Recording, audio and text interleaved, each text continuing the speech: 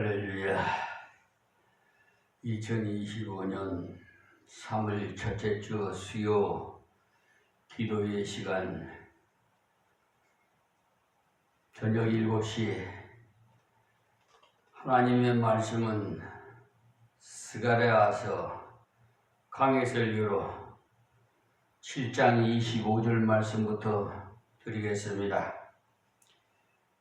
이스라엘, 너는 네 손에 있는 네 하나님의 지혜를 따라 네 하나님의 율법을 아는 자로 유사와 재판관을 삼아 강서편 모든 백성을 재판하게 하고 그 알지 못하는 자는 너희가 가르치라. 아멘.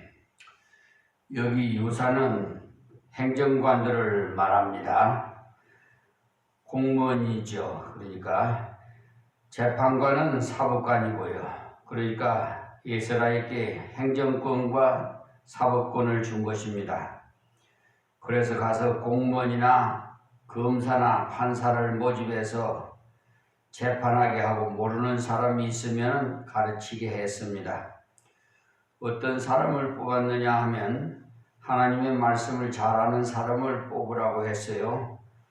그때는 하나님의 말씀이 법입니다. 지금도 최고의 법은 하나님의 말씀입니다. 사실 영미법도 다 성경에서 나왔어요. 로마법에서 왔거든요. 이 에스라가 막중한 사명을 받고 왔습니다. 그뿐인 줄 아십니까? 거역하면 어떻게 되는지 그에 대한 조서도 내렸어요. 다음 절입니다. 26절에요. 무릇 하나님의 명령과 왕의 명령을 준행치 아니하는 자는 속히 그 죄를 정하여 혹 죽이거나 정배하거나 가산을 정몰하거나 옥에 가둘지니라 하였더라. 그러니까 명령을 준행하지 않을 시에는 죽이거나 귀양을 보내거나 재산을 몰수하거나 옥에 가두라고 했습니다. 우리가 정한다고 해도 이렇게 못 정할 겁니다. 그런데 이방 왕이 아닥사스가 에스라에게 가서 이렇게 하라고 했어요. 그래서 에스라가 너무너무 감격해서 27절과 28절에 하나님께 찬양을 올렸습니다. 27절에 우리 열조의 하나님 여호와를 송축할지로다. 그가 왕의 마음에 예루살렘 여호와의 전을 아름답게 할 뜻을 두시고 했어요. 그러니까 송축한다는 말이 바로 찬양을 한다는 말이죠. 하나님을 높여 노래를 부르는 것을 말합니다. 그가 왕의 마음에 예루살렘 여호와의 전을 아름답게 할 뜻을 두고 오라고 했어요. 두시고. 그러니까 하나님께서 이방 왕의 마음을 움직여서 예루살렘 성전을 아름답게 섬길 수 있도록 이렇게 해주시고 백성을 하나님 말씀대로 인도할 수 있도록 해주셨다. 이 말씀입니다. 하나님은 하시면은 너무나도 신비롭고 이렇게 하나님은 한번 은혜를 주시면 엄청난 부흥이 일어나게 된다는 것을 알아야 합니다. 28절에 또 나로 왕과 그 모사들의 앞과 왕의 권세에 있는 모든 방백의 앞에서 은혜를 얻게 하셨도다. 나의 하나님 여호와의 손이 나의 위에 있으므로 내가 힘을 얻어 이스라엘 중에 두목을 모아 나와 함께 올라오게 하였노라. 보십시오. 여기 에스라가 아닥사스다에게 어떻게 그렇게 저에게 마음을 써주십니까? 왕이여 참으로 감사합니다. 왕같이 어긴 임금이 어디 있겠습니까? 라고 한 것이 아니고 하나님을 찬양했어요. 왜냐하면 하나님께서 그 왕의 마음을 움직여서 그런 일이 일어났기 때문입니다.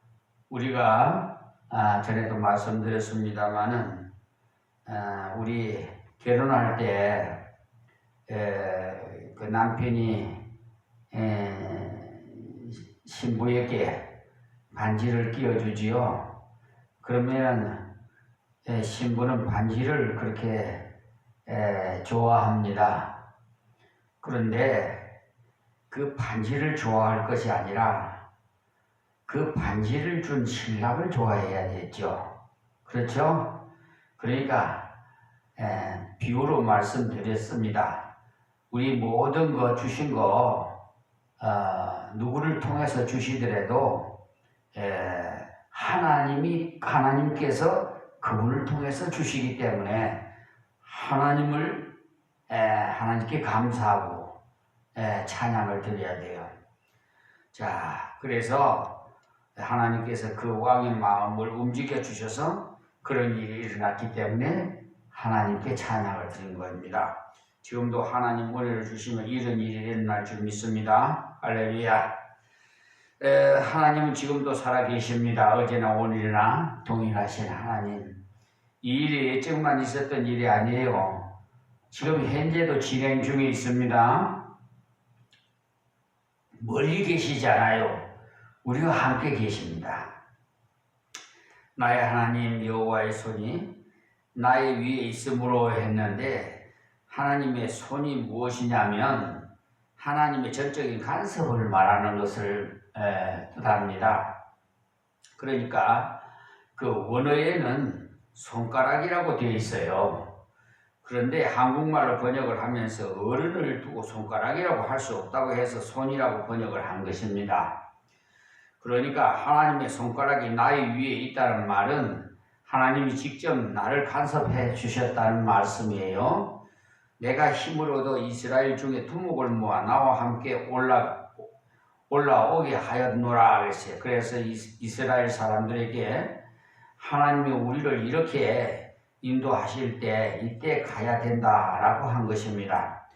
여러분들은 하나님의 사인을 볼 줄 알아야 돼요. 에스라는 하나님의 사인을 보았어요. 그러니까 하나님은 말씀을 사람을 통해서도 역사해요. 누구를 쓰시느냐? 자기 말씀을 연구하는 사람을 써요. 그래서 연구하는 데서 그치는 것이 아니라 그 말씀대로 준행하는 사람을 쓰십니다. 그리고 준행했던 그 체험과 은혜를 다른 사람에게 가르쳐주고 나눠주기를 간절히 사모하는 자를 그렇게 사용하였습니다. 엄청난 많은 사람들에게 복을 주기 위해서 하나님이 그를 사용하십니다. 사용하는데 사람이 생각과는 전혀 다른 방법으로 사용해요. 이사야 60장을 한번 열어보시면 하나님의 복음을 위해서 삶을 어떻게 해주시기로 되어 있느냐 하면 그 60장 이사야 60장 1절에 보면 일어나라 빛을 발하라 이는 네 빛이 이르렀고 여호와의 영광이 네 위에 임하였음이니라 했어요. 그러니까 지금으로 말하자면 나가서 하나님 복음을 전하라는 말입니다. 그러면은 열방은 네 빛으로 열왕은 비치는 네 광명을 나오리라고 이사야 60장 3절에 이렇게 말씀대로 될 것이라고 했어요. 그런데 그냥 오지 않습니다. 내 눈을 들어 사면을 보라. 무리가 다 모여 내게로 오느니라.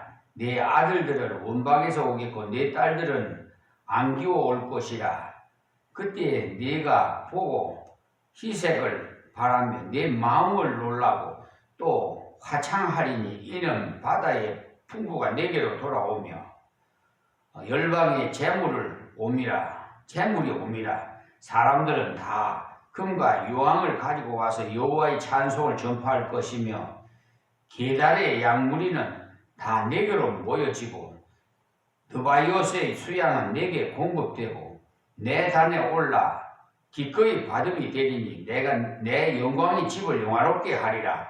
저 구름같이 비둘기가 그 복음 자리로 날아오는 것 같이 날아오는 자들이 누구뇨? 곧 섬들이 나를 앙망하고 다시스의 배들이 먼저 이르되 원방에서 네 자손과 그 은금을 아울러 싣고 와서 네 하나님 여호와의 이름에 드리려 하며 이스라엘의 거룩한 자에게 드리려 하는 자들이라. 이는 내가 너를 영화롭게 하였음이라고 이사야 50장 4절에서 9절에 이렇게 예언되어 있습니다. 그러니까 복음을 바로 전하면 모든 것이 다 해결된다 이 말씀이에요. 복음을 믿는 자들 속에 권력이 있는 자도 있고 경제력이 있는 자도 있고 지식이 있는 자도 있습니다. 그래서 돈이 있어야지 힘이 있어야지 하지만은 하나님의 손가락이 있으면 다 될 줄 믿으시기 바랍니다.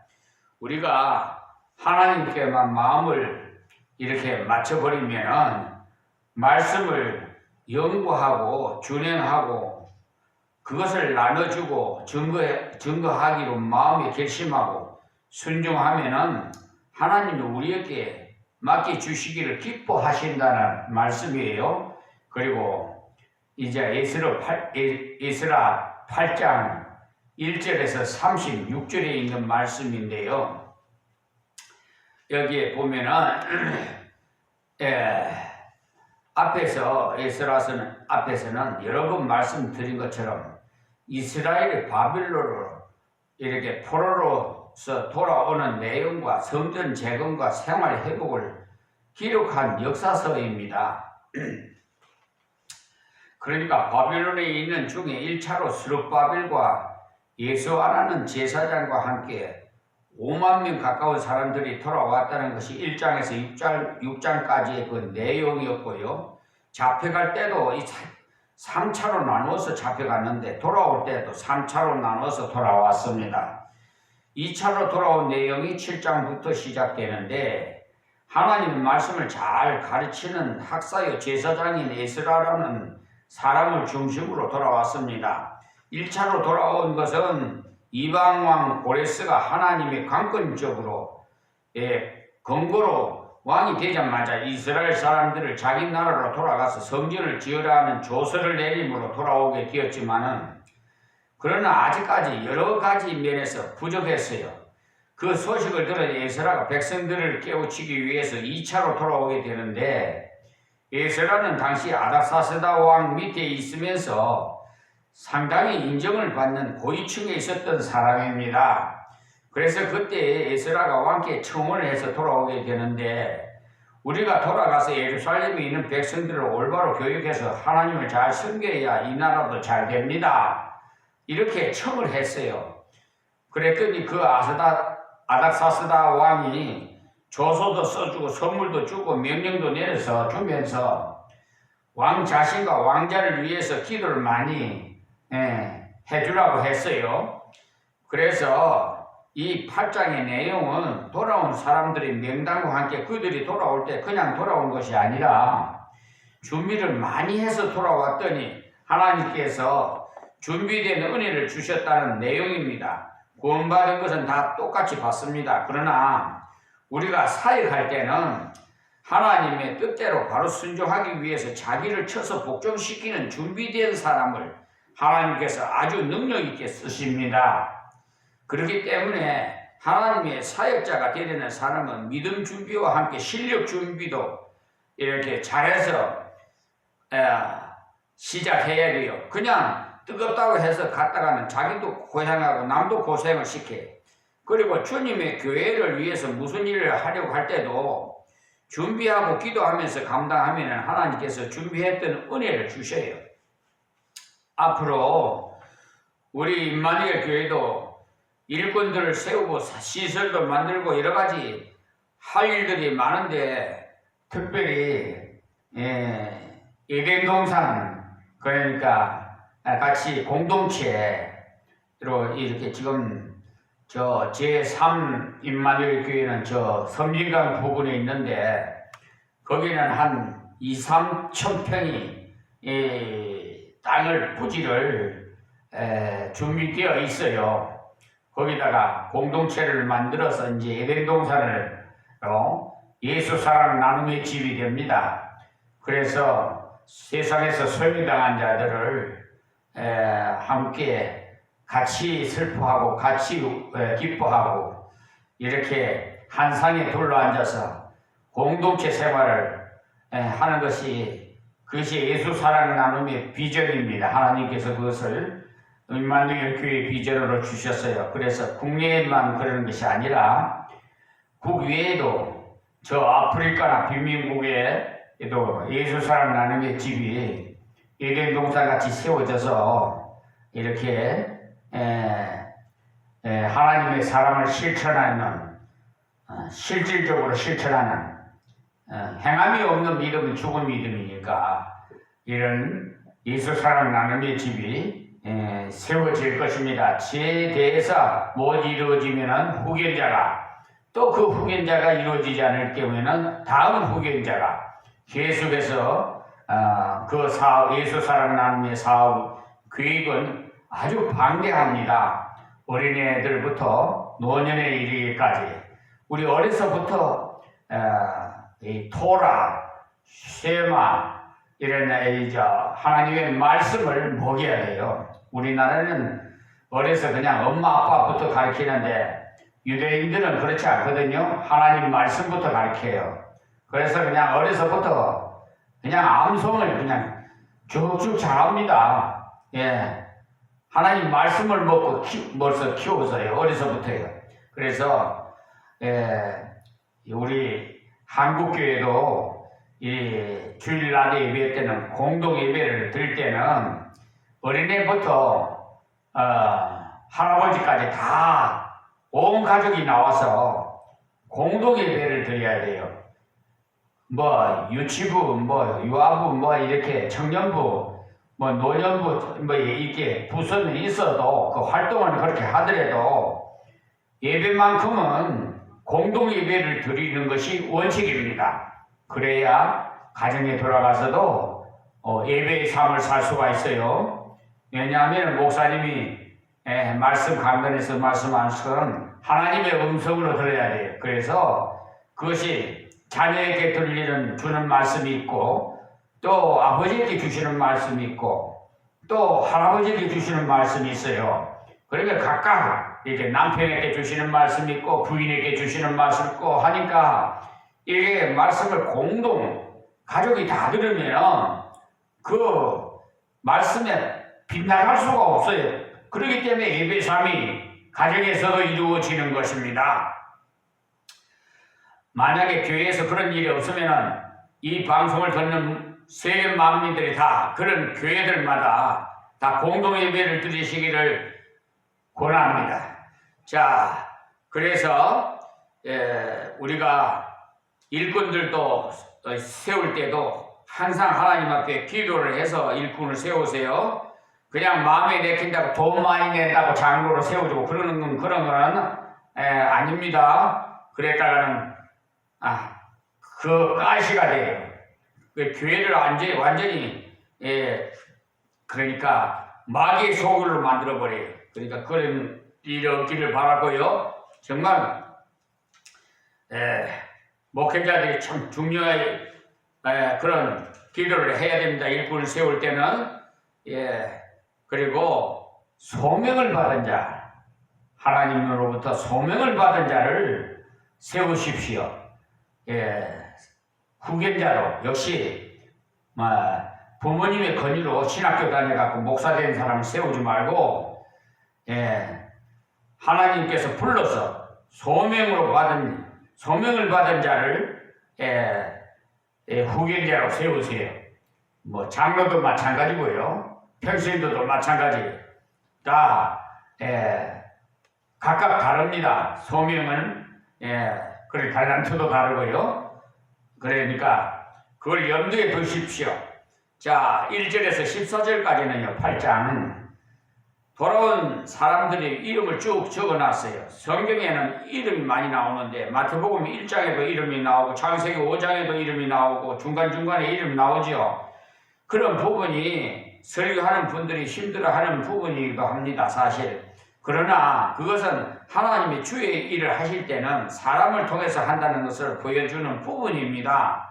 그리고 하나님의 쓰임을 받았던 사람들 그렇게 소중하다는 것을 기록으로 남겨놓으신 것이기 때문에 빠뜨리면 안 돼요. 우리가 읽을 때는 히브리어 이름이니까 굉장히 읽기도 좀 힘듭니다만은 잘 읽어야 합니다. 지금은 돌아가셨는데 일본의 미우라 아야코라는 분이 쓴 빙점을 쓴 분이 예수 믿고 은혜를 받고 나서 자기 남편 미우라와 함께 가정예배를 드리는데 성경을 읽다 보니까 이름만 나오더랍니다.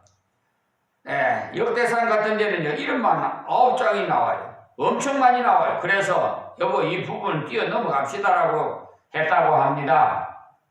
그랬더니 남편 미우라는 아주 성실한 분이었는데 그분이 하는 말이 히브리인들이 이런 것을 많이 읽어서 머리가 좋아졌으니 우리도 예배를 드릴 때 잘 읽고 지나갑시다 라고 하더랍니다. 그래서 읽고 지나갔는데 그래도 은혜가 되더라고 했어요. 그러니까 하나님의 말씀에는요 살아서 운동력이 있고 생명력이 있어요. 이름에도요 맞는 말씀이에요. 우리들의 생각에는 여기에 왜 이렇게 이름이 많은가 싶지만 하나님께서 포로를 귀환시키는 일을 하실 때 거기에 쓰임받는 분들을 하나님 그만큼 소중히 여기시기 때문에 이름을 적어놓게 하신 거예요. 그러니까 우리들도 성경을 읽을 때 이름들이 나올 때마다 하나님 귀한 분들을 쓰셨다는 것을 아시고 빠뜨리지 마세요. 14절까지 보시면 특히 장정들이 이름만 써놨는데 그리고 숫자를 써놨어요. 그 숫자를 다 합해보면 1773명이에요. 그때는 보통 남자 한 사람이 5명 정도의 집안 식구를 거느린다고 보면은 전체적으로 한 9,000명 정도는 될 것이라고 보고 있어요. 뒤에 보면 여자들과 아이들이 다 같이 왔다고 나오는데 그래서 2차로 돌아온 사람은 9,000명에서 한 10,000명 정도가 돌아왔다고 보면 되겠습니다.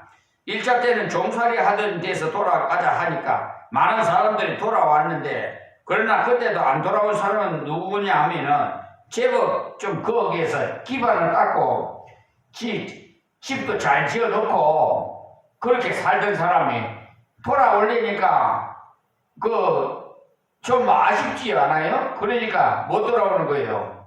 저 소돔과 고모라 성도 말이에요. 성에도 롯이 거기서 나올 때 있잖아요. 그 부인이 뒤돌아봤어요. 왜 뒤돌아봤겠어요? 거기에 정말 재산이 많거든요. 기름진 땅이고. 그러니까 뒤돌아봐가 어떻게 됐어? 미련이 재물에 마음이 가면 그렇게 소금 기둥이 돼버려요. 롯의 안에 소금 기둥 돼버렸잖아요. 지금도 마찬가지예요. 어제나 오늘이나 동일해요. 여러분 돈 좋아하는데 돈으로 여러분 인생 종말이 끝납니다. 아시겠습니까? 돈이 우상이 되면요 안 돼요. 하나님 신본주의, 하나님 제일주의가 돼야 돼요. 순위를 항상 잊어서는 안 돼요. 뒤바꾸면 안 돼요. 어떤 권사님은 참 마음이 아팠어요. 왜냐하면 하나님보다 가족을 우선 여기에요. 가족을 우선 여기더라고요. 그걸 딱 목회자는 벌써 알아요. 뭘 대화를 해보고 시켜보면은 딱 알아요. 집에 누가 온다고, 자녀들이 온다고, 뭐 어쩌고 저러면서 하나님 일은 두째째예요. 두 번째예요. 제끼나 버려요. 하나님 일을 우선 해야 되는데, 그런 분은요, 결국은 저는, 이단이나 아니면은 거짓 선지자들한테 휩쓸려 가고 천둥하고,